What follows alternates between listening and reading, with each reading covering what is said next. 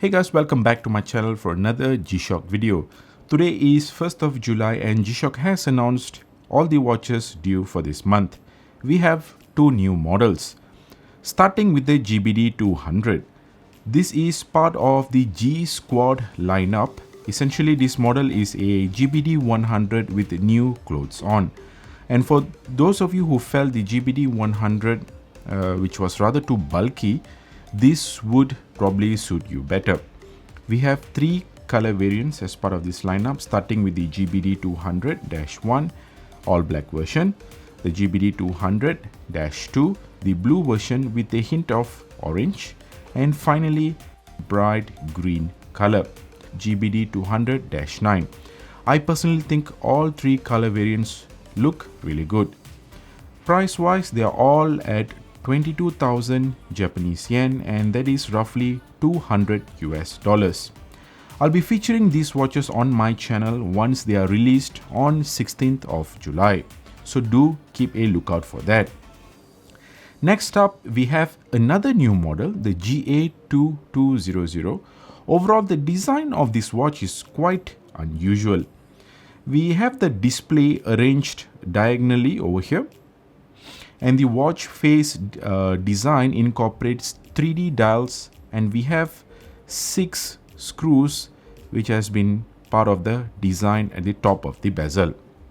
There are 4 color variants for the GA2200, starting with the GA2200-2, which has got a bluish green color with purple accent colors. This is the cheapest among the 4 at 16,500, and it's roughly $150 US. Next, we have the GA2200BB all black version. This has got the price is 17,050 Japanese yen, and that is roughly $155 US. Then we have the GA2200M, goes for 17,600 Japanese yen, and that's roughly $160 US.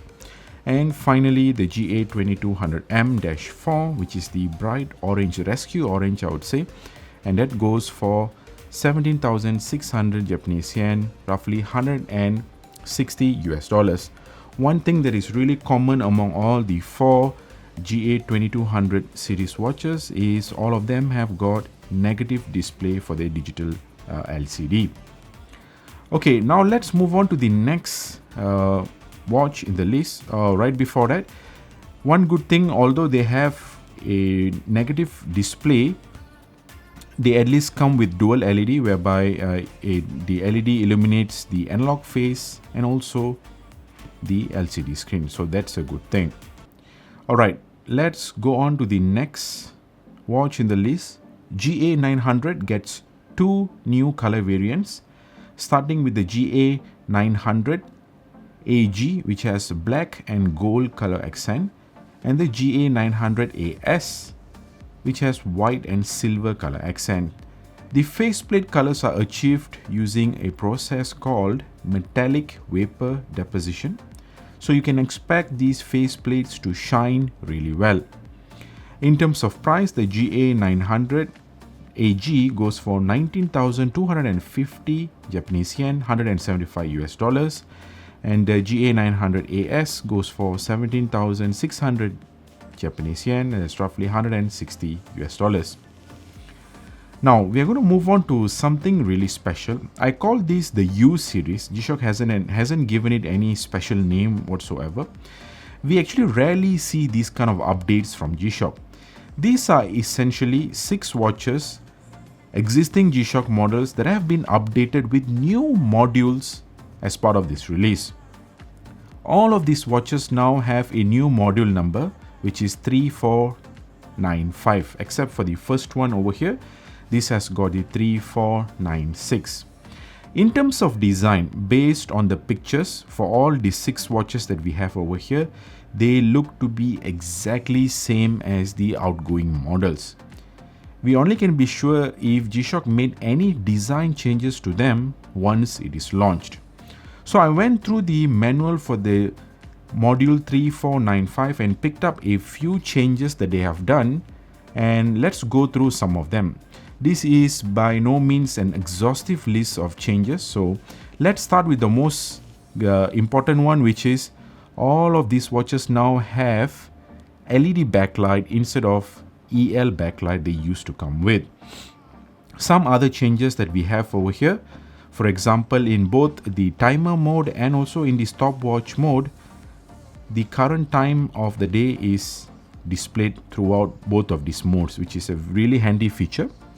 Next up, we for the day of the week, now you can choose up to 6 different language: English, Spanish, French, German, Italian and Russian. That's really good.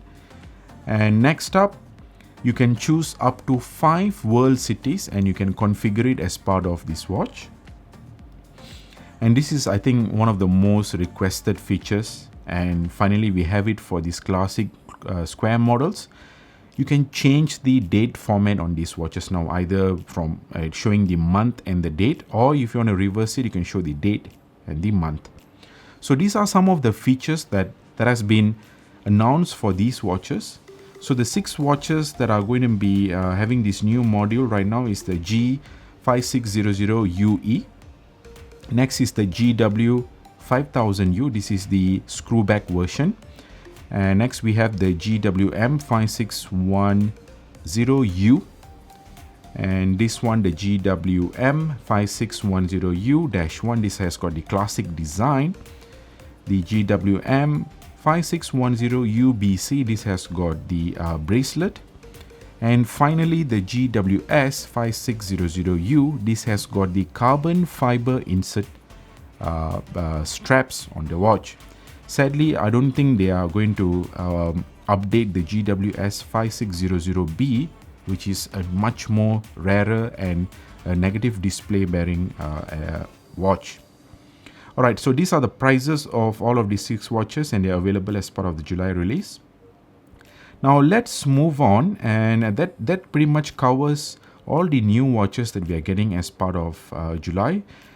These are some of the end of production models. GShock has marked them as end of production, which means once the stock at the retailers sells out, most likely we will not be seeing any more new stocks coming in.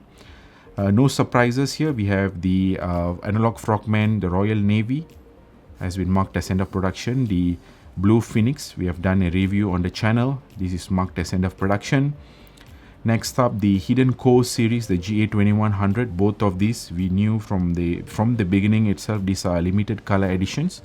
Both have been marked as end of production. And when we further go down here, the final one is the GMWB 5000. This is the rose gold version, also marked as end of production. Alright guys, that is it for today. So a pretty short video, I would say. Not many new models that we are getting for month of July. So do let me know in the comments which one of these models are going to be that you are going to be getting. I think for me, I will definitely be featuring the GBD200 and the GA2200 on the channel. So do keep a lookout for that.